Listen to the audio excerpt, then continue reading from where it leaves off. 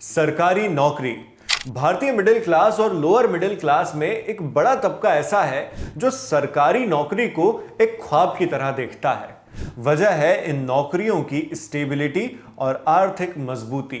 लोगों को पता रहता है कि एक बार सरकारी नौकरी में आ गए तो नौकरी जाने का खतरा लगभग खत्म और घर चलाना भी फिर इजी हो ही जाता है। इसके अलावा सरकारी नीतियों को लागू करने की ताकत होने के फायदे अलग, मगर फायदों के साथ कुछ जिम्मेदारियां भी होती हैं। जिम्मेदारी देश के वंचित वर्ग के लोगों को समर्थन और संबल देने की।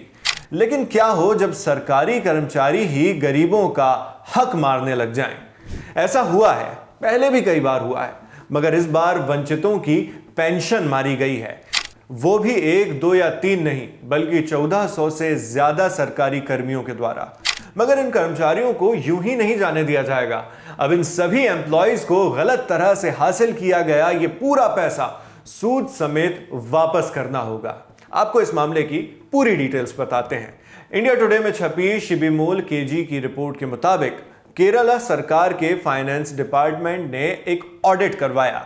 यह ऑडिट करने का निर्देश केरला इंफॉर्मेशन मिशन को दिया गया था। इसी ऑडिट से पता चला कि राज्य सरकार के 158 कर्मचारी धोखाधड़ी कर रहे थे। ये लोग धोखाधड़ी से समाज के कमजोर वर्गों के लिए बनाई गई सामाजिक सुरक्षा पेंशन का लाभ उठाते पाए गए हैं। इन 1458 कर्मचारियों में कई गजेटेड अधिकारी, कॉलेज प्रोफेसर और हायर सेकेंडरी स्कूल के टीचर्स भी शामिल थे। इमेजिन कीजिए, जो प्रोफेसर और टीचर्स कक्षाओं में खड़े होकर छात्रों को नैतिकता के पाठ पढ़ाते हैं, वो भी गरीबों का हक मार रहे थे।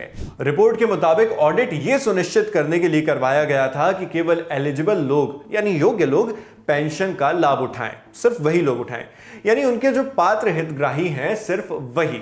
लेकिन जांच के बाद ऐसे आंकड़े सामने आए कि सबके होश उड़ गए।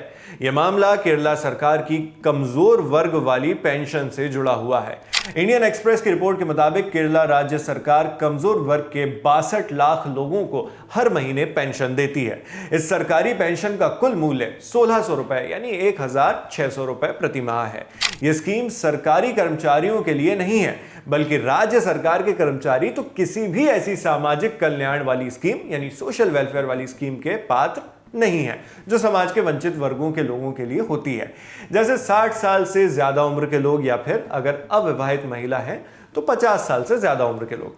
अब मामला सामने आया है तो सरकार की तरफ से एक्शन भी ले लिया गया है।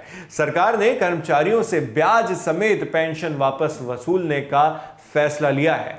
वो पैसा जो इन कर्मचारियों ने गलत तरीके से हड़पा था। मगर सिर्फ इतना ही नहीं है, पैसे तो लौटाने हैं ही, साथ में ऐसे लोगों के खिलाफ कड़ी कार्रवाई भी होगी।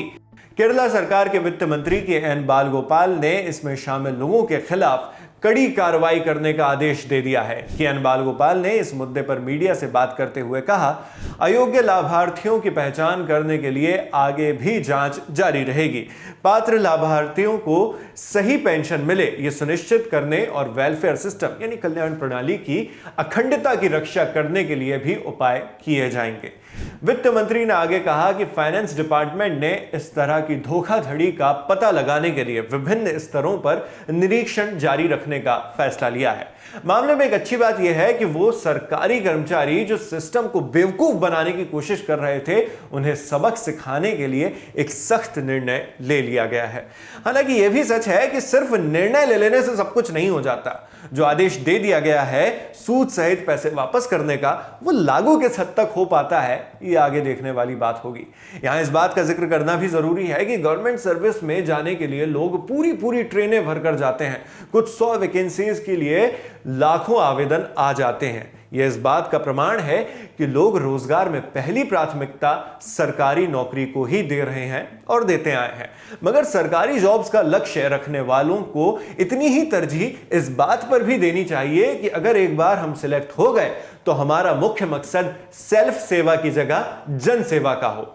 आखिर इसी की वजह से तो सरकारी नौकरियों को अंग्रेजी में पब्लिक सर्विस कहा जाता है। जब यह बात लोगों के मन में एकदम स्पष्ट हो जाएगी और लोग इस सोच के प्रति भी उतने ही लॉयल हो जाएंगे जितने वो सरकारी नौकरी पाने के लक्ष्य को लेकर हैं, तभी शायद कोई चांस पैदा हो इस तरह की खबरों पर रोक लगने का।